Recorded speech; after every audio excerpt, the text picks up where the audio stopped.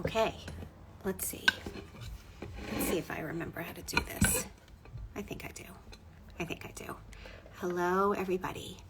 Welcome. We are going to have a conversation tonight with Chaya Hott,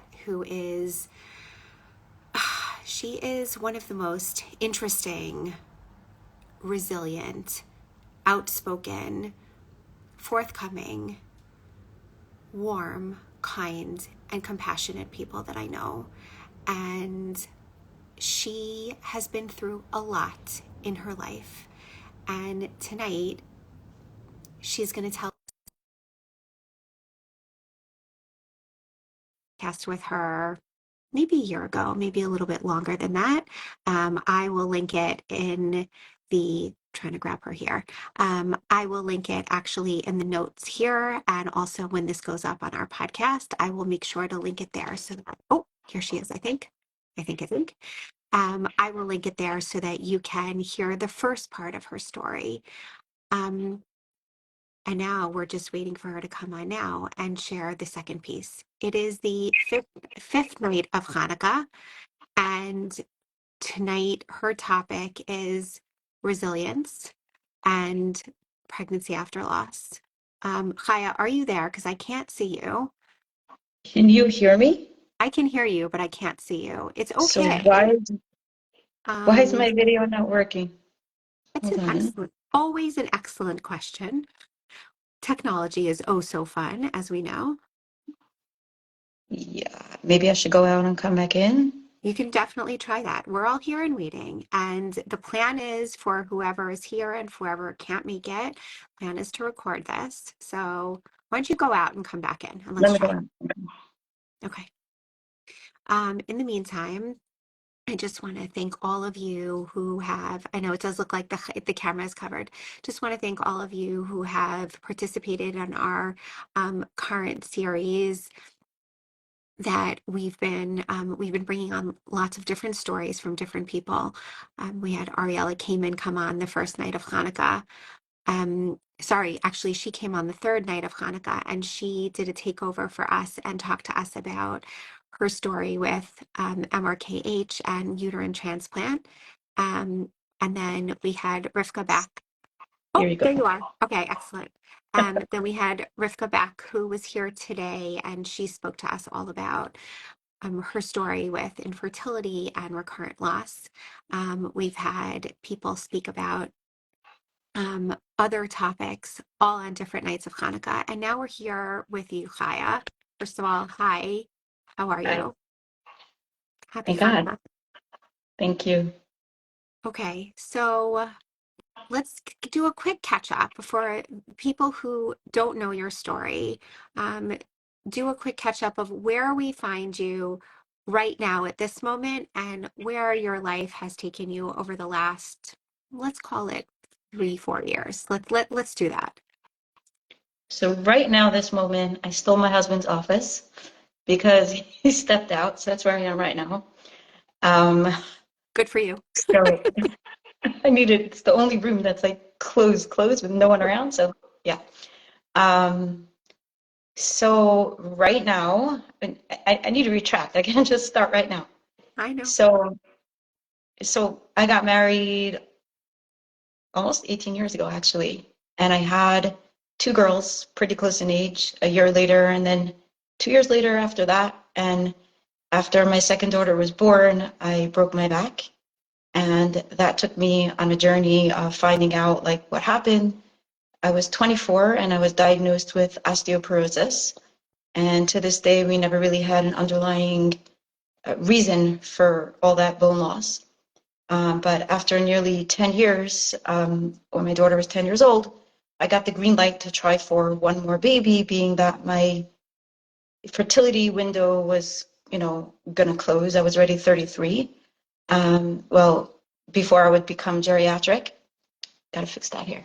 Anyways, so she put me on a year of injections to prepare my bones, to prepare my body, and then I got pregnant right away. And it was my first boy, and I lost him a month before my due date. So that was 3.5 years ago. And that's when I found Aimee. Thank you, Aimee, for everything that you do. Um, I'll say right here, right now, if you want to know how I survived all of this, it's you. Of course, it's many other people, but this is definitely a huge part of my support system. No way I could do this alone. So I'm just going to have to interject just for a second. I honestly, I really wish we would have met under very, very different circumstances. yeah, yeah. Everyone that I've met under these circumstances, I love them to pieces. And of course, we all wish that we weren't here together and that we met under different circumstances, but that's not how my life took me. So happy to know you under these circumstances. Um, yeah, so I had no diagnosis as to why he was stillborn. And that came as a total shock with no warning. From there, I had to wait 3 months to get the green light to try again. They were trying to find out like what happened. Is there something with me? Is there something with the baby? Something with the placenta? We think there's, sorry about that. We think there's something with the placenta, but I never got like a diagnosis. So after 3 months, I had my endocrinologist, hematologist, and high-risk OB all give me the green light together that I could try for one more pregnancy, which was a massive miracle because to begin with, getting that second chance on life to have another pregnancy after my daughter was, over 10 years old was huge. And that was supposed to be my last pregnancy. So when I was given the green light to have another one, a fourth pregnancy, that was huge, and who said it was going to be a boy. For those that know my story, my father-in-law had passed away before we even got married many years ago, and having a boy was one of the very first things my family wanted. Of course, healthy is important, but that was one of the first things we dreamed of, was to name after my father-in-law. So that baby was going to be named after my father-in-law, and he wasn't. So when I got the green light to have another pregnancy, it was amazing. And at the same time, there's no guarantee that it would be a boy. And the pregnancy that followed, I know you wanted me to talk a little bit about the pregnancy after loss. The pregnancy that followed, I actually had a miscarriage in between. So on first try, I had a miscarriage, and then I got the green light to not even wait and to try again right away. And I got pregnant again right away, which I know is huge. Many people here have a heart, that was never my issue, and I realized that in itself it is a miracle. And basically, what got me through, of course, I had tremendous grief and tremendous anxiety. So a few things. So first of all, I made sure to find a group of friends that I would be able to go through this together with. So I was in touch with 4 different organizations, and between the 4, I found a group of 5 friends, and we all turned out to have babies within a month of each other.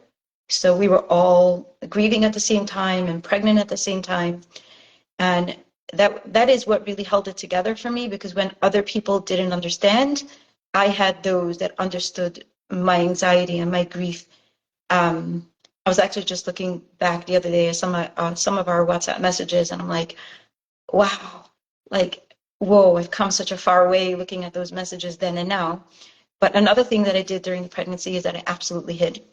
I literally, besides for going to work, did not go out of my house, did not go to no shul, no synagogue, no functions. Like, this is how no family birthday parties, like zero. I hid in my house unless I absolutely needed to, because the anxiety of people seeing me and making comments, it was just too much for me. I also had a special prayer that I looked for, a prayer specifically for pregnancy, that I shouldn't lose the pregnancy. Whenever anxiety would hit, I would say the prayer for 30 times. It didn't matter. That was my grounding technique. That's what I would do when I was pregnant again to help me. I also had blessings from 2 rabbis And I would just kept telling myself, like, everything is going to be fine. I have my blessings. And I just channeled my anxiety into prayer. Everybody is different. Everybody has to find what works for them. So between having support groups with different organizations, my close support of friends, as well as these prayers and these blessings, I felt like I got it. It was extremely difficult, the pregnancy. Another thing I did was I used high risk this time, even though I was told that I was not. And even though they told me the pregnancy, after going through anatomy scan, et cetera, everything was fine. But because I had no warning and I had no red flags the last time, I told my husband that I absolutely had to have a sonogram every single visit from the first one until the last one. And I paid. Let me tell you, I paid. But to me, that was my necessity. When you go buy a bottle of shampoo, you don't say, I'm not going to buy this because it costs money. This is what I needed and this is what I did. And thank God, because my very last appointment at 37 and a half weeks, the amniotic fluid was too low and I had to be induced. And I shudder to think what would happen, because I was so close in the number of weeks between the two pregnancies to see when something went wrong. And thank God, I literally just like started crying when the doctor told me, and he's like, everything is fine. You just don't go home and make Shabbos, go straight to the hospital. And everything was fine. And he was born May 7th, 2021. So he's now 2.5, and he is a boy. And he was named after my father-in-law, literally a few hours before his anniversary yahrzeit. So that is my story in a nutshell. Some people think that having another baby is like a fix, but I want to tell you here that it's not. It's not my son's job to fix my pain. It's not my son's job to fix my wounds. And also something that people don't talk about is there's a lot of triggers that come after another baby is born. For me, it was seeing newborn. Every time I would see my son sleeping, I would see my sleeping baby. So that was extremely difficult. Of course, I've been through tons and tons and tons of therapy.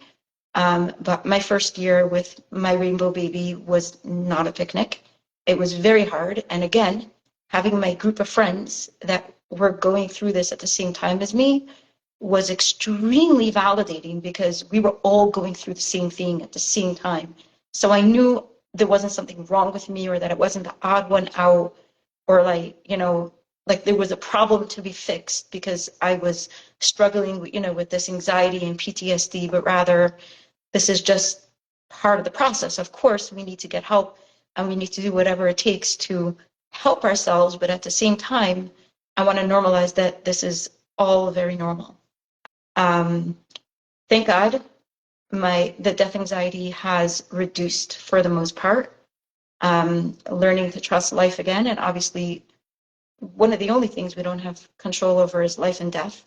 So we just don't know these things, right? But we just have to, hope and trust.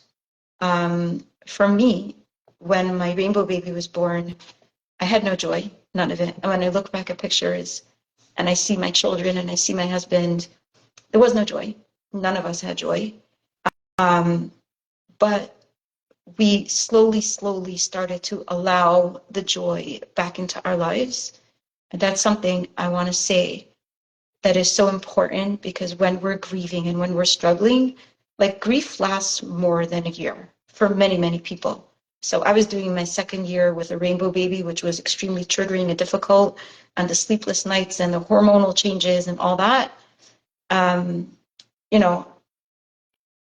It was just really, really hard, and I was grieving at the same time. So starting to do things to allow the joy back into my life was an active exercise. It wasn't, some people they wake up in the morning and they feel refreshed, right? You wake up, you feel good, you feel happy. That doesn't happen for me anymore. I still today need to actively do things to take care of myself, to make myself happy. And it is the best investment and the most rewarding thing. Now looking back 3.5 years, 2.5, 3.5 years, I see the payoff. I see the trade-off that like working so hard for my mental health and my emotional health, now I can see a difference. Like now I don't need to actively work at it so hard every single day, all the time. It's still important. Like today was raining and I felt horrible. Like we still need to do things to help ourselves feel good. But now it's almost like I heard this example, like when you go to the gym in the beginning, it's really hard. You know, Charlie horse, you can't move, you're in pain because you're not used to this. But if you go to the gym every single day for 5 years, you're just gonna be used to it. You're not gonna feel that pain anymore. So it's kind of like the same thing, like practicing this self-care and taking care of my body specifically, because the emotional and mental health is directly connected to the way we take care of our bodies. It starts with our bodies. I know it's very, very hard. I've been there, done that, that when you're grieving and you're in such a dark place, taking care of your body is the last thing you can do for yourself. But it is so important. And that is actually one thing that I did during the pregnancy. I would go walking every single day until the very last day. On the day that I went to the doctor, I went walking. I'm not going to lie, it wasn't easy. Even in the 10 degrees weather, I was out there. My two daughters would literally pull me out of my bed, I'm so grateful for that. Thank God they don't have to do that anymore, but they were there at my side when I needed them, when I couldn't get out of bed, because of course I was depressed. I mean, that's what grief is. One of the symptoms, one of the stages of grief is depression. So at some point or another, we're going to go through depression, and there's different kinds of depression, by the way. That come out in the grief process.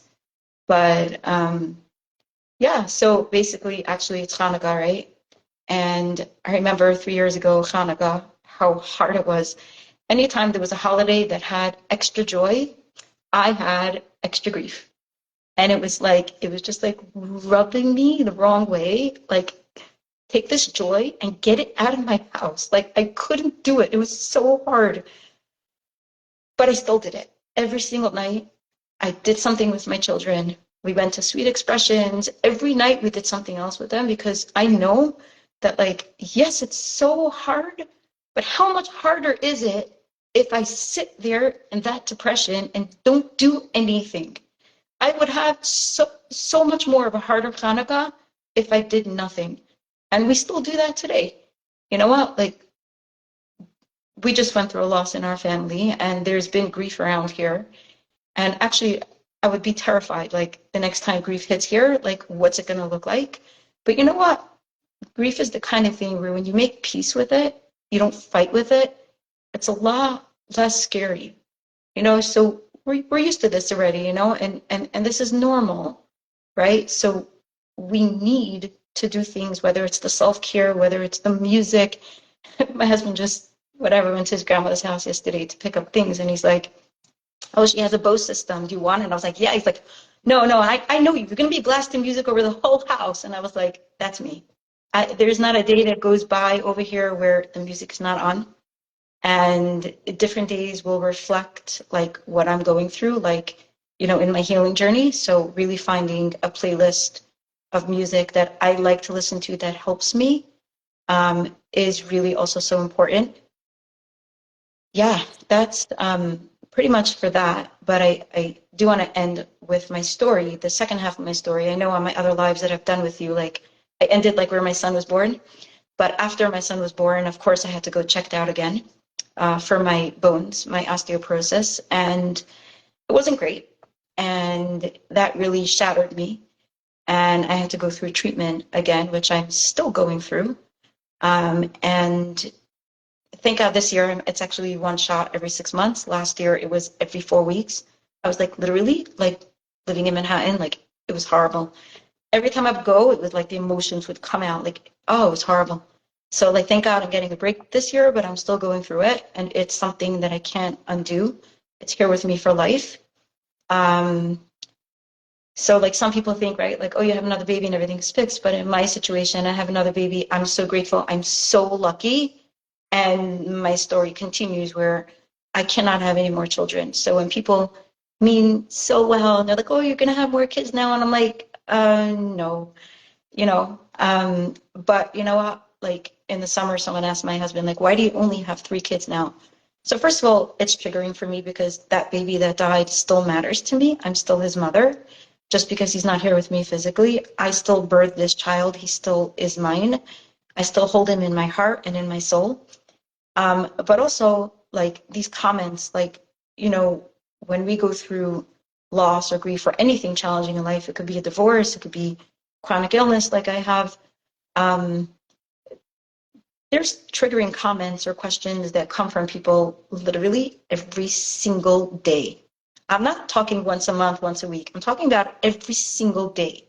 Just yesterday, I was at the gym and 2 people apparently recognize each other after many, many years. And I was in a dance class and the class ends. She goes, "New, how many kiddos?" And I was like, what? Like, no, you have nothing else to ask this woman you haven't seen in 10 years. Like, that's it. That matters to people. Is how many kids? So grief is like an experiment. Or not even grief, just my journey in general. I have to decide who I'm going to tell and what. For me, and this is part of a big thing, the grief process isn't just about the person that you lost, but it's discovering who you are, discovering how your triggers work, what is going on for you in your mind, like what triggers me may not trigger my next door neighbor. So for me, a big trigger is actually being suppressed and not being able to use my voice. So for me, keeping quiet when someone asks me, how many kids do you have? And my little son now is actually a big trigger because it makes people ask, how many kids do you have when they see him? So that's really difficult. But I'm learning to talk to these people in a way that feels right to me in the moment. It's usually only one-on-one. But as I become more confident in my journey, people are also more comfortable when I talk about it. Meaning if I'm awkward and I show signs that like I'm not comfortable with it, people feel so bad. But when I'm confident and I'm able to have an open conversation and just talk about it, then people are also okay talking about it. And you'd be surprised how many people come back telling me like what they've been through or they know someone else that went through it. So it becomes just like, you know, an easygoing conversation instead of something so triggering. Because what is a trigger? It's something that brings up pain that you can't talk about. But who said? Who said I can't talk about it, right? So truth is, a lot of my friends that had babies the same time as my son are either pregnant or already had additional babies. And when they told me their news, that was a big blow for me. I knew the day would come because we've had such a strong bond. And there's like a shift in this relationship where they're like going to have more babies and I'm not. And there was a lot of grief that came up for me there. And through journaling and just processing and my friends being so open with me is just like amazing that like I don't want their babies. I don't want anybody else's babies. I only want my own, right? And when I look at my story, right, and I look at my 3 children that I have, and I look at this beautiful little boy that I have, and I look at the broad perspective and I think like I could still have my 2 girls, or I could have ended it with my stillbirth. And the fact that I have this little child now, even though I'm not going to have any more, it just makes me so grateful. Like I have so much. And like I feel like that's my Hanukkah miracle. You know, 3 years ago I sat on the steps sobbing and my place was just filled with darkness and emptiness. Like some of my friends, they still had toddlers at home when this happened to them. My oldest was already 11 years old. I didn't have any toddlers or anyone to like just take into my arms and cuddle into bed, and it was just such an emptiness. So like when I look at my life now, 3.5 years later, and I see how full my life is, it just makes me so grateful, even after my loss, even after everything that I've been through, even though I can't have any more. And some people look, they do like this, the steer, like between the teens and they're now 15 and 16, my girls, and my little one is 2. When I get the looks of like, there is no age difference in my family. There is no gap between the love that happens here. Maybe in height there's a difference, but we are a blended family that we just so much love here. I don't feel like I'm missing anything. I feel very full. I feel very whole, and I feel very grateful to have what I have and to have the second chance on life. And when I think of my friends that are going on to have more babies or had more babies, okay, you know what? Maybe my life is not going to look like theirs, but it's not supposed to. This is my life. It's not theirs. And who said I'm not going to have an amazing journey up ahead? It's just going to look different than theirs. So it doesn't mean, like, sometimes what trauma does to us is it makes us feel like we're not lovable, we're not worthy, we're not good enough. I am worthy, I am good enough. My family is enough the way we are. Even if people question, even if people look, we're good over here. Like, there's no, like, I tell people, you don't need to pity me. I'm good, you know? Um, there's so much more that I could share, but that's basically it. No, I really, I just want to thank you for being so open and sharing all of the different emotions that you've had over the last number of years. And I think, what somebody just wrote in the comments, she said, there are people who like who don't even have who are not married, who don't have a shidduch, who don't have a partner. There are people who are married who don't have any children. There are people who only have one child or two children or three children. Whatever it is that there is, I the message of what you're sharing, which I think is so important for this community, is that there is always more. There is always more of what we could want, of what other people have. And also, there is always worse. There are always people that have stories, that are living lives that are worse than what you have.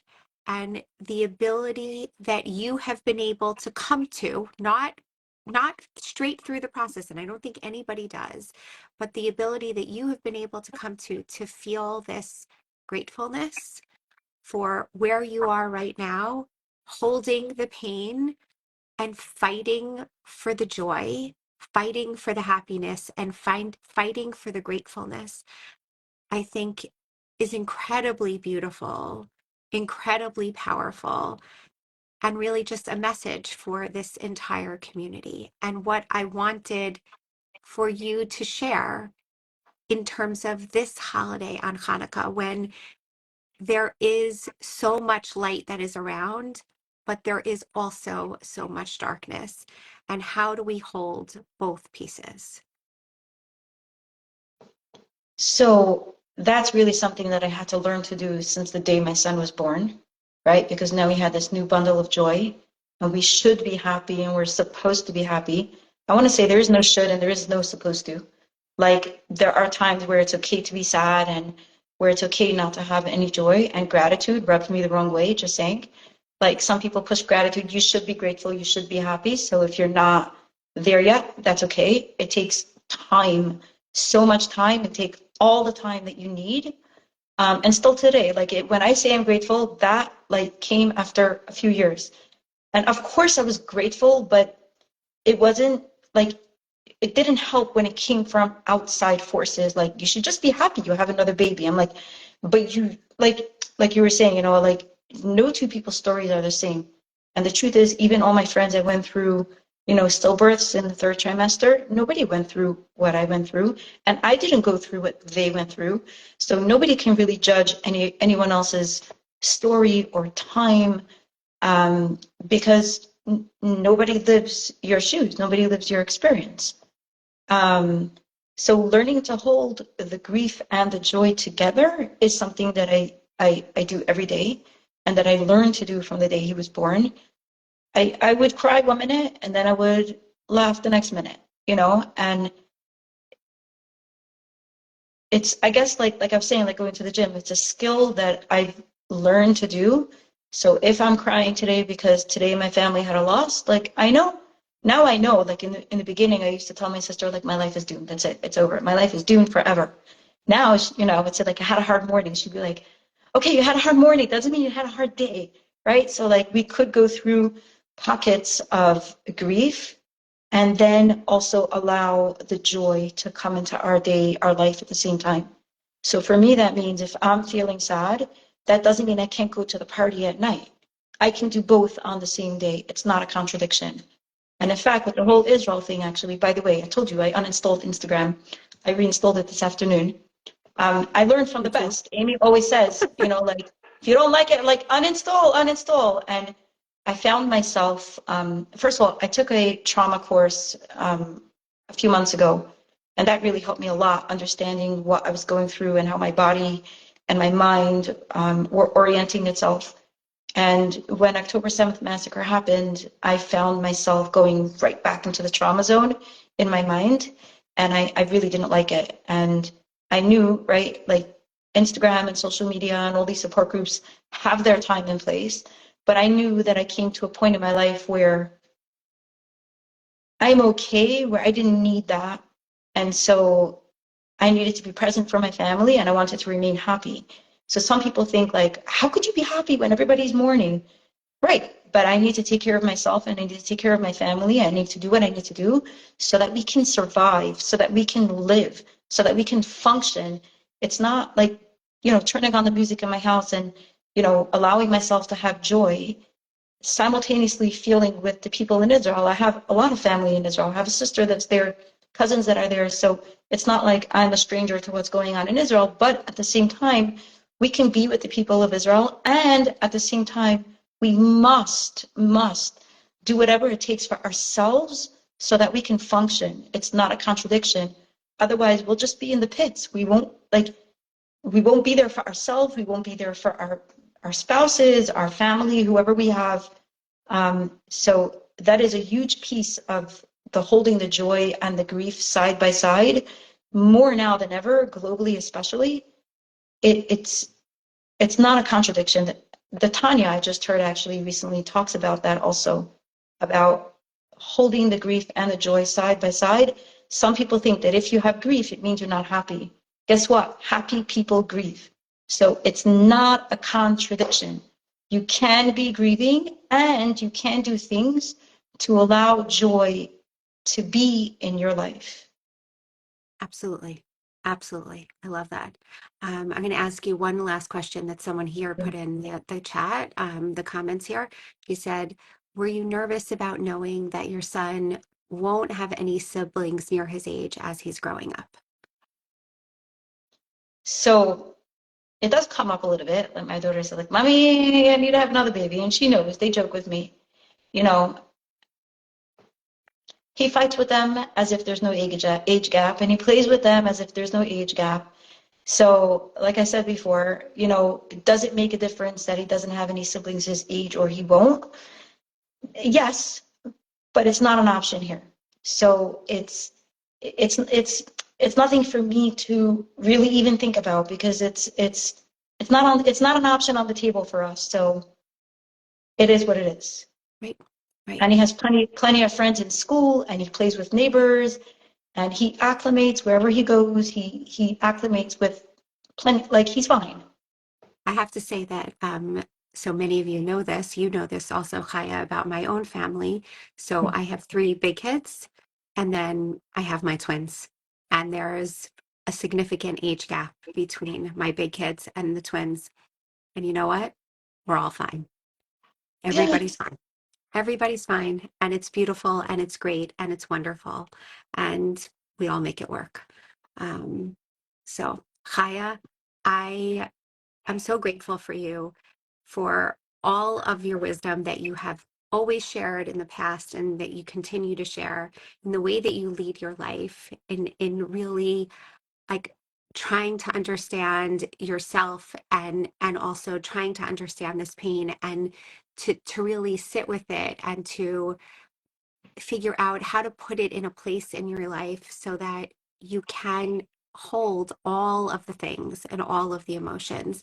And you have so much to teach this community because I don't think there's a person on the face of the planet that doesn't have the myriad of emotions, right? We all have grief and joy at the same time, and we all collectively, as an entire global Jewish community, we're all holding so much pain and grief right now, but we have to let in the happiness too. And thank you for giving us a window into your life and teaching us a little bit about how to do that. Thank you so, so much. There is one more thing I want to say Please. because I think it's so important and I think it could maybe help a lot of people. So for me, starting to feel like really good again, like human, took me over 3 years. And it was through doing all this trauma work, like taking the course and becoming certified and starting to read, etc., which reading is not my thing. That was one of the things through trauma I couldn't do. But it's actually doing a lot of inner child work that has helped me a lot, which is the source for the way our minds are wired and the source of our triggers. We get triggered based on how our minds are wired, and that stems from our childhood. So that is a very, very important piece by learning about, like, sometimes when a person hits a trauma later on in life, the wound that they're experiencing, let's say it's an abandonment wound, it stems usually, not always, but very often it stems from a childhood wound that they've had, and it's coming out now very, very strong. So I just want to say that because that has been it for me.